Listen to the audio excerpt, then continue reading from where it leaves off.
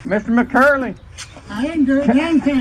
ለ46 ዓመታት ሴቶችን ሲደፍርና ሲገድል ቢኖርም ፖሊስ ግን ሊደርስበት ያልቻለ ጉደኛ ሽማግሌ ግሌን ማከርሊ ይባላል። 77 ዓመቱ ነው። የሚገርመው እነዛን ወንጀሎች ሲሰራ ባለትዳርና የልጆች አባት መሆኑ ነው። በፎርት ወርዝ ከተማ በ1967 እና በ1985 መካከል እስከ 7 የሚደርሱ ሴቶችና ልጃገረዶችን አፍኖ በመግደል ይጠረጠራል። ወንጀሎቹን በተመሳሳይ አካባቢ የሚፈጽማቸውን ፖሊሶች ግን በቂ ማስረጃ ወይም የፍተሻ ፍቃድ ስላልነበራቸው ለዓመታት እጃቸው ሊያስገቡት አልቻሉም። በዚህ ምክንያት መዝገቡ ይዘጋል። ነገር ግን ፖሊስ ፍትህ መስጠት ሲሳነው አንድ ቆራጥ ሰው ጉዳዩን ዳግም ሕያው ሊያደርገው ተነሳ። የካርላ ወንድም ካርላ በወቅቱ የ17 ዓመት ወጣት ስትሆን ወንድሟ ጂም ደግሞ የ12 ዓመት ታዳጊ ነበር። ጂም እህቱን በጣም ያከብራትና ይወዳት ነበር። እሷም ቆንጆ ጎበዝ ተማሪና በጓደኞቿ ዘንድ ተወዳጅ ነበረች። እንደ አውሮፓውያን አቆጣጠር የካቲት 14 ቀን 1974 ዓ.ም ማለትም የቫላንታይን ቀን ማለት ነው፣ ካርላና ፍቅረኛዋ የ18 ዓመቱ ሮርኒ ለሽርሽር ወጡ። ለሮርኒ ይህ ምሽት ተራ ቀን አልነበረም። ለወራት ሲያቅደው የቆየውን ልዩ ስጦታ በመሃሉ ላይ አልማዝ ያለበት የጽጌረዳ ቅርጽ ያለው የቃል ኪዳን ቀለበት ለካርላ ሰጣት። ይህም ሁልጊዜ ለአንቺ ነኝ የሚል ትርጉም ነበረው። ካርላ በደስታ ተቀብለው ፈገግታዋ በፊቷ ላይ ታየ። ከዚያም ወደ ትምህርት ቤቱ የጭፈራ ግብዣ ሄደው ምሽቱን ሙሉ ከጓደኞቻቸው ጋር ሲጨፍሩ አደሩ። አንዳንዴ እንደዚህ ነው፣ በምታውቁት ድግስ ላይ የማታውቁት ድግስ ይጠብቃቸዋል። ከጭፈራው በኋላ ሁለቱ ወጣቶች ለብቻቸው ለመሆን ወደ አንድ ቦሊንግ መጫወቻ ስፍራ ወዳለ መኪና ማቆሚያ ሄዱ። እዚያም በመኪና ውስጥ ሆነው እያወሩ ሳለ ድንገት አንድ ሰው የመኪናውን በር ከፈተው። ሮርኒ ቀና ሲል ያየው ጥቁር ጥላ የለበሰና ሽጉጥ የያዘ ሰው ነበር። ሮርኒ ምንም አይነት ምላሽ መስጠት ሳይችል ግለሰቡ በሽጉጡ እጀታ ፊቱን መታው። ሮርኒ የገዳዩን ፊት እንኳን ማየት አልቻለም። ካርላ ሮርኒ እየተደበደበ መሆኑን ስታይ በከፍተኛ ጩኸት እባክህ አቁም፣ አትምታው፣ እኔ አብሬ እሄዳለሁ ስትል ተማጸነች። ይህን ያለችው ሮርኒን ለማዳን ስትል ነበር። አጥቂው ሽጉጡን ወደ ሮርኒ ፊት አስጠግቶ ቃታውን መሳብ ጀመረ። ነገር ግን ሽጉጡ አልሰራም። እንደዚህም አይነት እድል ደግሞ አለ። በዚህም የካርላ እርዳታ ተጨምሮበት ሮርኒ ህይወቱ ተረፈ። ከዛ በዋከር ቤት ውስጥ ታናሽ ወንድሟችን ሶፋ ላይ ተኝቶ ሳለ ድንገት የመኪና ጎማ በሚንሸራተትበት ጊዜ የሚሰማው ከፍተኛ ድምፅ ቀሰቀሰው። መኪናው በረንዳውን ሲጋጭና ሮርኒ አቶ ዎከር እያለ ሲጮህ ሰማ። ጂም ወደ ውጭ ሲሮጥ ሮርኒን ደም በደም ሆኖ አገኘው። የመኪናው የጎን በር ክፍት ነው። ካርላ ግን የለችም። ሮርኒ በከፍተኛ የትንፋሽ እጥረትና ድንጋጤ ውስጥ ሆኖ ምን እንደተከሰተ ለማስረዳት ይሞክር ነበር። ተመታች፣ የሆነው ነገር ሁሉ የሆነው በእኔ ምክንያት ነው እያለ በቁጭት ያለቅስ ነበር። በማግስቱ ጠዋት ፖሊሶችና የኤፍቢአይ ወኪሎች የፍለጋ ስራውን ለመጀመር በዋከር ቤት ተሰበሰቡ። በወቅቱ ፖሊሶች ዋነኛ ተጠርጣሪ አድርገው የያዙት ሮርኒን ብቻ ነበር። ከካርላ የትምህርት ቤት ጓደኞች ጀምሮ እስከ ጎረቤቶች ድረስ ሁሉም ሰው ሮርኒ እጁ አለበት ብለው አምኖ ነበር። ፖሊሶች ሮርኒን ደጋግሞ ሲያፋጥጡትና ሲመረምሩት ቢቆዩ ቤተሰቦቹ ግን ከጎኑ አልተለዩም ነበር። ይህ ልጅ በጣም እድለኛ ነው። የምር አሁን ልጃችሁ ስትጠፋ መጨረሻ ላይ አብሯት የነበረውን ሰው አለመጠርጠር ትችላላችሁ? ያውም የልጃችሁን ፍቅረኛ። አባቴ እኛ ሀገር ቢሆን አባትየው ከሱ ራስ አይወርድም ነበር፣ ጭራሽ ከጎኑ ሊቆም። አረ እንደውም አንቆ ሊገድለው ይችላል። የዚህ ቤተሰብ ነገር ከገረማችሁ አይቀር በደንብ ይግረማችሁ ያሰኛል። ሮርኒ ከድብደባው አገግሞ ከሆስፒታል እንደወጣ የመጣው ወደ ዋከር ቤት ነበር። ያረፈውም እዛው ነበር። አረ እንደውም በካርላ አልጋ ላይ ነበር የሚተኛው። ይህም የዋከር ቤተሰቦች ሮርኒን ምን ያህል ይወዱት እንደነበረና እሱም ካርላን ምን ያህል ይወዳት እንደነበር ማሳያ ነው። ለ3 ቀናት ያለምንም ውጤት ፍለጋ ሲካሄድ ቆየ። በመጨረሻም አንደኛው መርማሪ ከ1 ዓመት በፊት ተከስቶ የነበረውን የቤኪ ማርቴ ጉዳይ አስታወሰ። ያቺ ልጅ የተገኘችው በከተማው ዳርቻ በሚገኝ የከብቶች የውሃ መተላለፊያ ዋሻ ውስጥ ነበር። በዚህ ፍንጭ መሰረት ፖሊሶችና የዋከር ቤተሰቦች ፍለጋቸውን በዋሻዎችና በከርሰ ምድር መተላለፊያዎች ላይ አደረጉ። እዚህ ጋር ነበር ልብ ሰባሪ ጉድ የተሰማው። በድንገት ፍለጋው ወደ አስገሬን ግኝት ተቀየረ። በፍለጋው ላይ የካርላ እናትና አባት ወደ አንደኛ ዋሻ እንደገቡ ጂም የእናቱንና የአባቱን የጩኸት ድምፅ ሰማ። ካርላ በአሰቃቂ ሁኔታ ተደፍራና ተገድላ ተገኘች። የዚህ ጊዜ የሰዎች ሮርኒ ላይ የነበረው ሳሳ ያለ ጥርጣሬ ወደ ጥላቻ ተቀየረ። የካርላ አሰቃቂ ግድያ የፎርት ወርዝ ከተማን በሙሉ አናወጠ።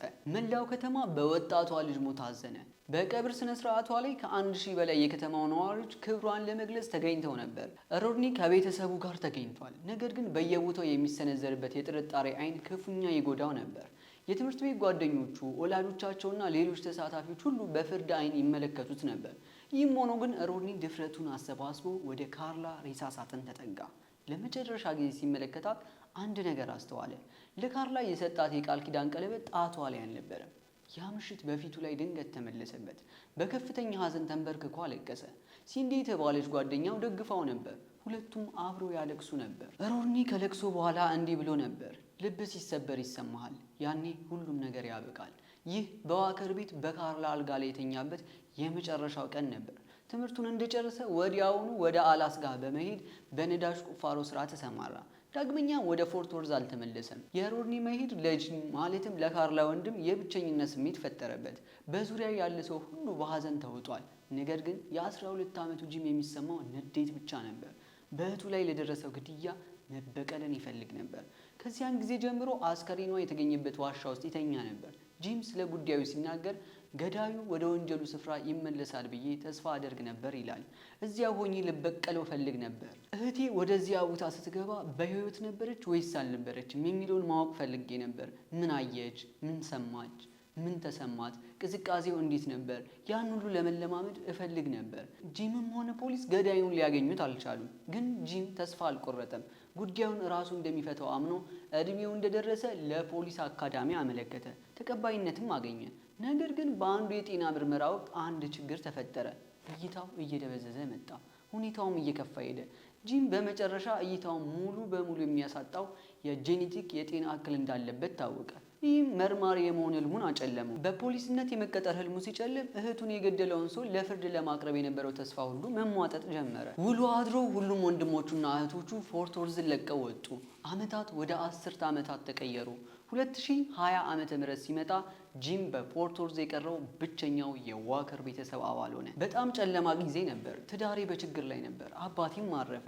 አባቴ ለቆንጆ ልጁ ፍትህ ባለማግኘቱ እሷን እንደበደላት በልቡ ይሰማው እንደነበር አውቃለሁ። እናቴም ስትሞት በሐዘን ልቧ ተሰብሮ የሞተች ይመስለኛል ይላል ጂም። በዙሪያው የነበሩ ሰዎች ሁሉ ሲለዩት የካርላን ገዳይ የመፈለግ ስሜቱ ይበልጥ ተነሳሳ። በየዓመቱ ማድረግ የሚችለው ብቸኛ ነገር ያደርጋል። ወደ ፎርት ወርዝ ፖሊስ መደወልና በወቅቱ የቆዩ መዝገቦች ክፍል ኃላፊ የሆነውን ሰው የእህቱን መዝገብ ዳግም እንዲከፍት ለማሳመን መሞከር።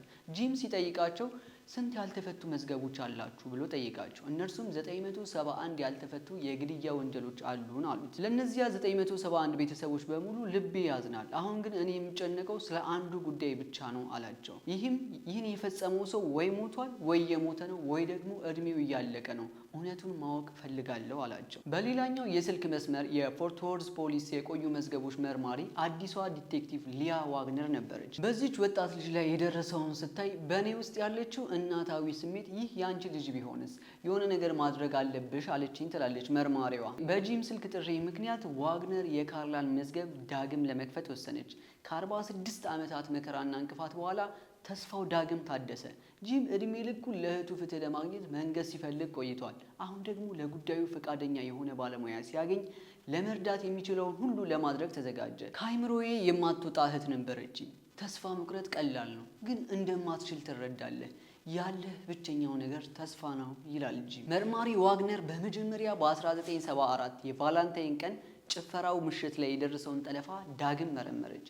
አጥቂው ሮርኒን በሽጉጥ እጀታ ጭንቅላቱ ላይ ከመታው በኋላ ሽጉጡ ተበላሸ። ሮርኒ ራሱን እየሳተ ባለበት ወቅት አጥቂው ሽጉጡን ለማስተካከል ይሞክር ነበር። ሰውየው ሮርኒ ላይ ሊተኩሰው እንደሆነ ስትረዳ ካርላ ወደፊት ወጣች።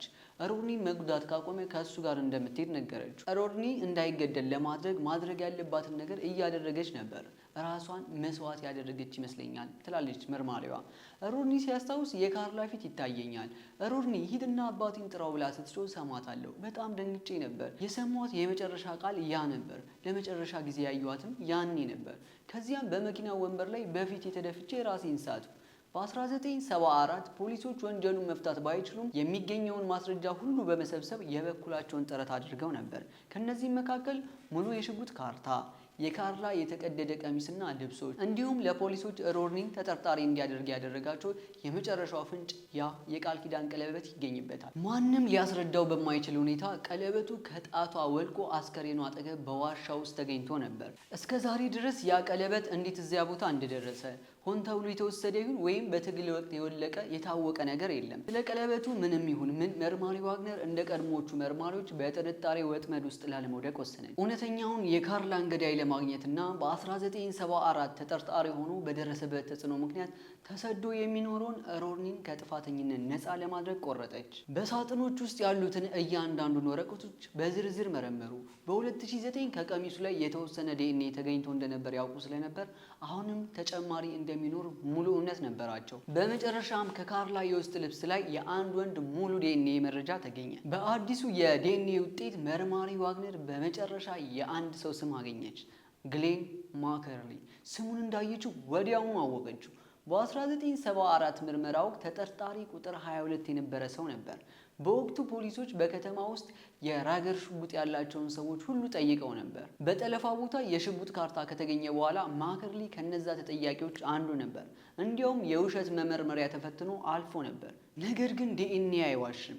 መርማሪዎቹ ግሌን ማከርሊ አሁንም በዚያ በፎርት ወርዝ ከተማ ካርላ ከታፈነችበት የቦሊንግ መጫወቻ ጥቂት ማይሎች ርቆ እንደሚኖር ደረሱበት። መርማሪ ዋግነር አንድ ፖሊስ ወደ ቤቱ ልካ ነዋሪዎቹን እንዲያነጋግር አደረገች። ወደ ቤቱም ሄደው እርሱ አቶ ማከርሊ ኖት ብለው ሲጠይቁት አዎ እኔ ነኝ በማለት መለሰ።